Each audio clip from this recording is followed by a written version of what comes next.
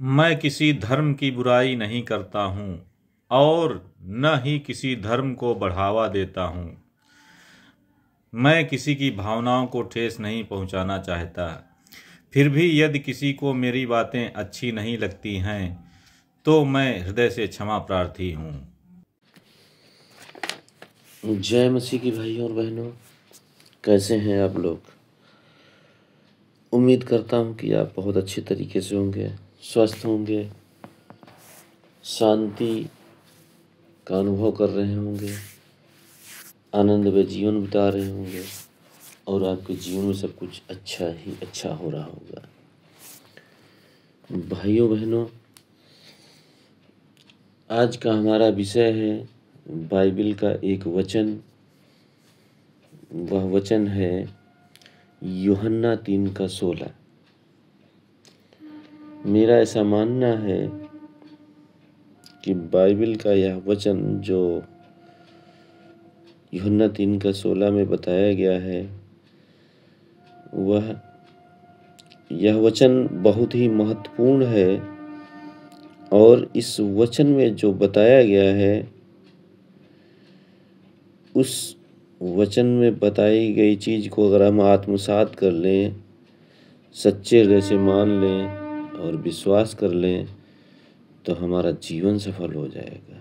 मेरे भाइयों बहनों, आइए पहले हम वचन पढ़ लेते हैं कि यूहन्ना 3:16 में क्या कहा गया है। यूहन्ना 3:16 वचन में लिखा है, क्योंकि परमेश्वर ने जगत से ऐसा प्रेम किया कि उसने अपना इकलौता पुत्र दे दिया, ताकि जो कोई उस पर विश्वास करे वह नष्ट न हो परंतु अनंत जीवन पाए। Hallelujah, hallelujah, hallelujah. धन्यवाद हो, धन्यवाद हो, धन्यवाद हो पिता।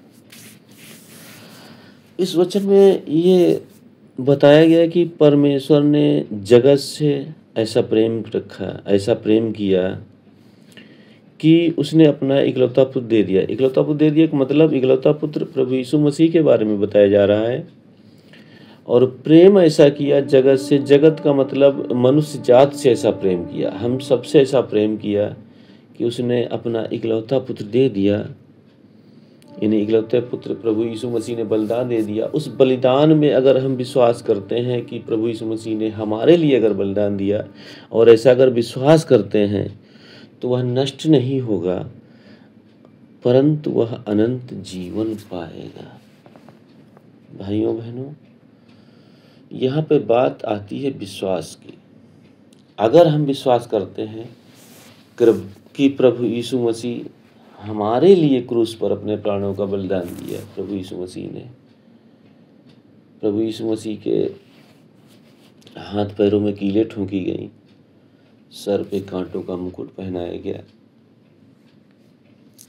छाती में भाला भोंका गया, पसलियां फाड़ी गईं और शरीर पर कोड़े खाए, उनके मुंह पे थूका गया, उनको बेइज्जत किया गया और अंततः उन्होंने क्रूस पर प्राणों का बलिदान दे दिया।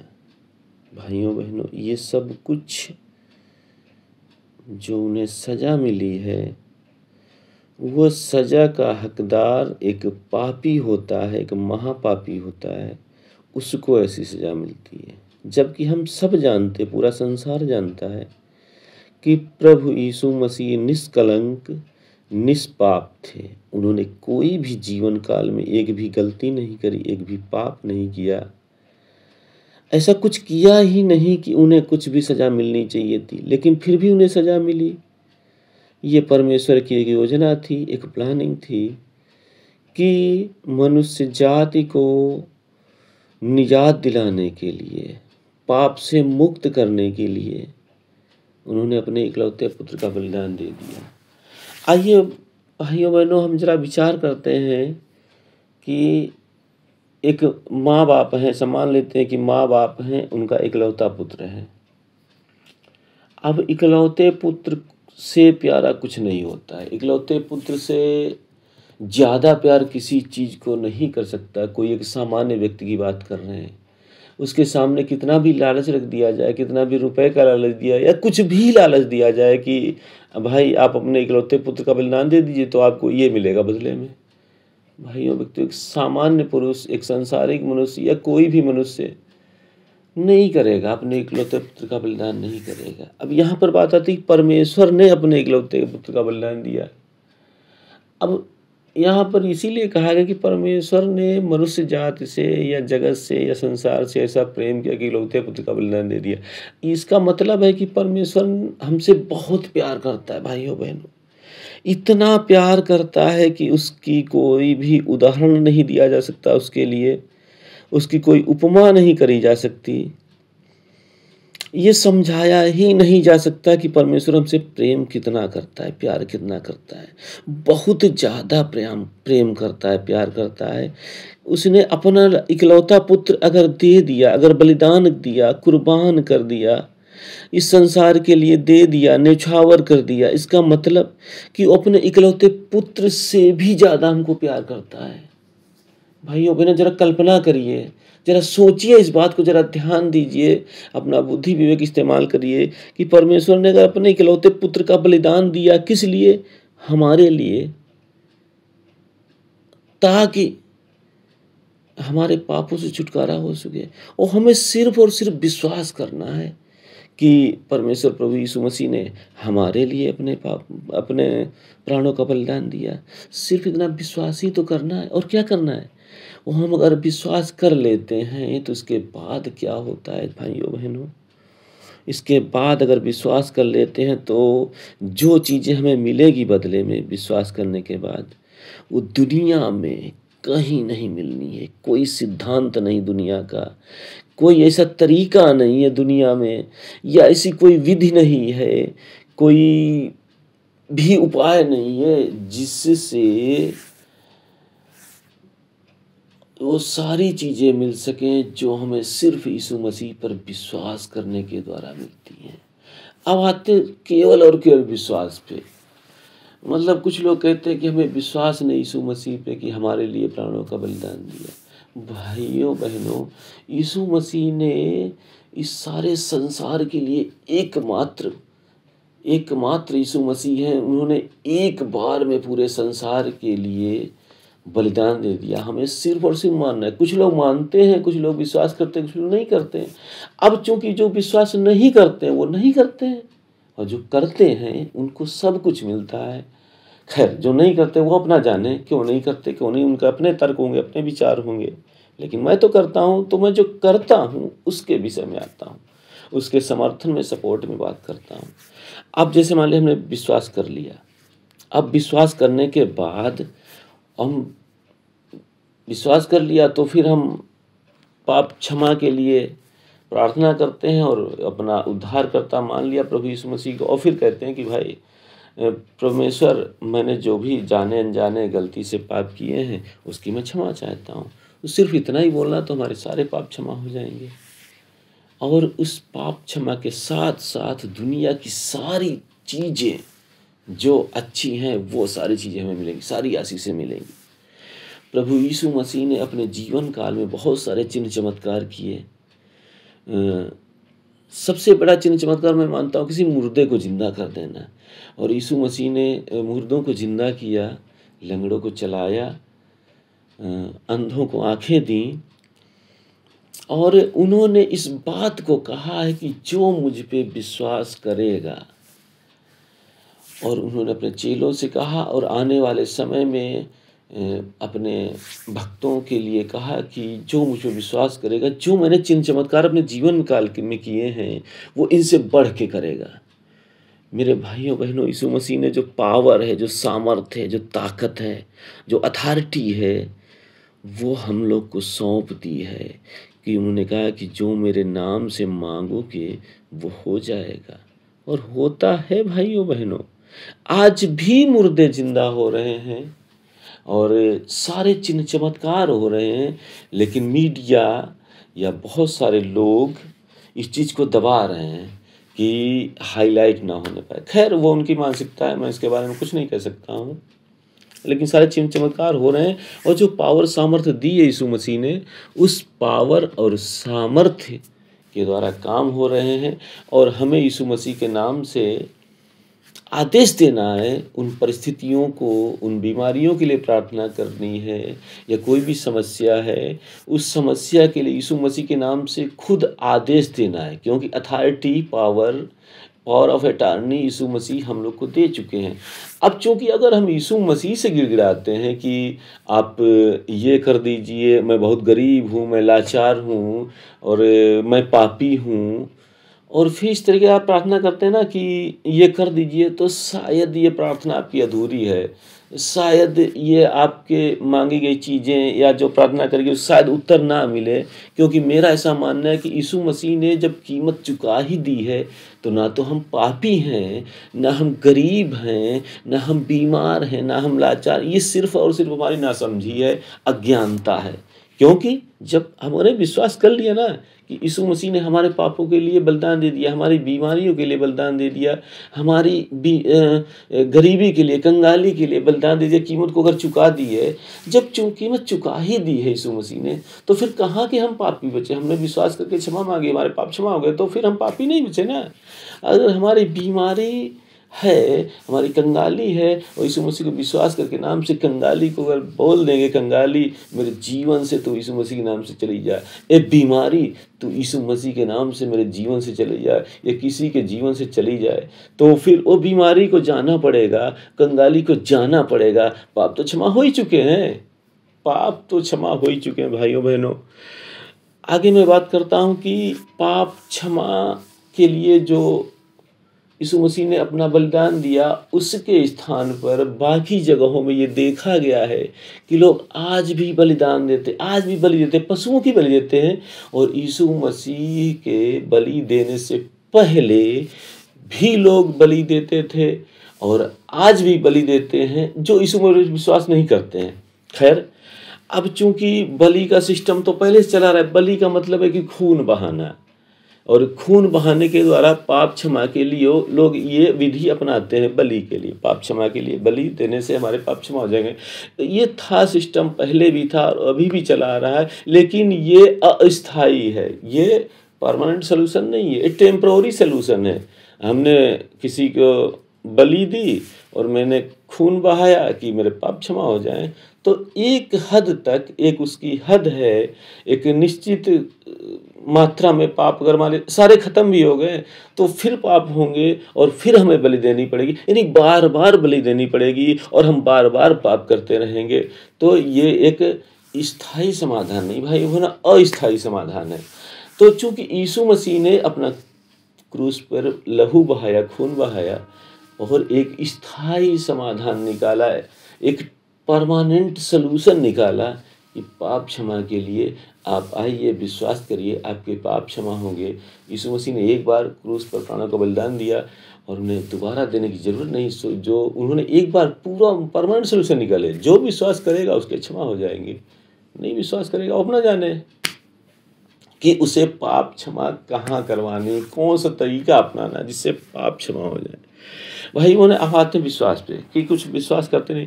अब विश्वास तो हमें करना ही पड़ेगा, विश्वास भाइयों बहनों करना ही पड़ेगा। अगर विश्वास नहीं करेगा तो जिंदगी जीना दूभर हो जाएगी।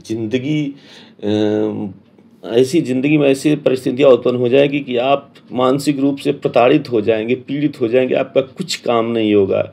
अब देखिए, मैं उदाहरण देता हूँ। जैसे आप किसी रेलगाड़ी की यात्रा करते हैं या बस की यात्रा करते हैं या एरोप्लेन की यात्रा करते हैं, ठीक। अब यात्रा करते हैं, बस में जाके सीधे बैठ जाते हैं, जाकर के रेलगाड़ी में जाके बैठ जाते हैं, प्लेन में जाके बैठ जाते हैं। अब चूंकि जो ड्राइवर है बस का या रेलगाड़ी का या प्लेन का जो पायलट है, उसके बारे में हमारे पास क्या कोई सूचना होती है कि ये कितना पढ़ा है, इसकी डिग्री क्या है, ये जानता कि नहीं जानता उड़ाना, इसने दारू पी रखी कि नहीं पी रखी है, ये कितना एक्सपर्ट है। कोई इसमें जो ऐसा तो नहीं हम जाके प्लेन में बैठ गए, कोई हाईजैक कर लिया प्लेन को या ट्रेन को या बस को, वो चला रहा है। हमारे पास दोस्तों कोई इन्फॉर्मेशन सूचना नहीं होती और ना हम करने की कोशिश करते हैं। बस चूंकि एक विश्वास काम करता है कि नहीं, बस में बैठे तो ड्राइवर अच्छा ही होगा, ये सही ही चलाएगा, हमें सुरक्षित यात्रा करवाएगा और हमें अपने गंतव्य स्थान तक सही से पहुंचा देगा। सिर्फ विश्वास होता है ना भाइयों बहनों। और जब यात्रा करते हैं तो हमें एक विश्वास होता है कि हम यहाँ से यात्रा शुरू करके वहाँ तक पहुँचेंगे तो हमारी यात्रा सही से होगी, एक विश्वास ही तो होता है। अब रास्ते में कुछ भी होता है, एक्सीडेंट हो सकता है, बस या रेलगाड़ी खराब हो सकती है, या कुछ भी हो सकता है, लेकिन फिर भी हमें विश्वास करना पड़ेगा कि अगर यात्रा हमने शुरू करी तो सुरक्षित अपने स्थान तक पहुंच जाएंगे। अब अच्छा ये भाई बहनों, भविष्य के बारे में मेरा ऐसा मानना है कि भविष्य के बारे में कोई कुछ नहीं जानता और ना ही कोई बता सकता है।